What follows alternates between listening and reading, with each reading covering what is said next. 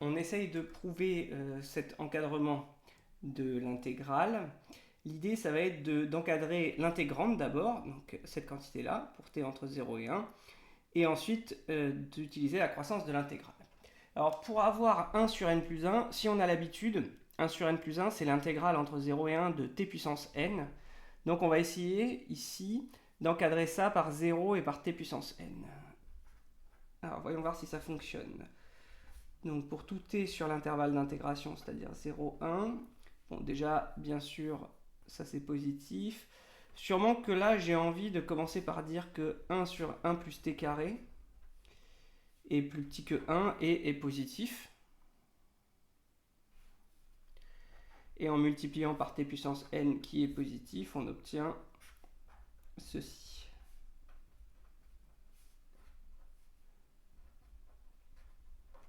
Voilà. Maintenant, j'utilise la croissance de l'intégrale.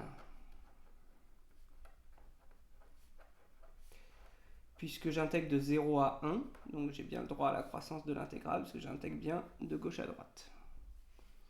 J'obtiens l'intégrale de 0, qui vaut bien 0, plus petit que l'intégrale entre 0 et 1 de t puissance n sur 1 plus t, dt, qui est plus petit que l'intégrale entre 0 et 1 de t puissance n dt, et ça vaut donc le crochet de t puissance n plus 1 sur n plus 1. Ça fait bien 1 sur n plus 1. Alors, le barème là-dessus. Donc, il y a un point pour établir cette inégalité sur les intégrandes. Un point pour conclure avec la croissance de l'intégrale et le calcul ici 1 sur n plus 1. Et un point de rigueur. Alors, les étapes dans la rigueur, il y avait dire quand on fait la croissance de l'intégrale que les bornes sont dans le bon sens. Dire ici que quand on multiplie par t puissance n positif, on maintient l'inégalité. Donc, une de ces deux choses-là, on aura un point de rigueur. Voilà.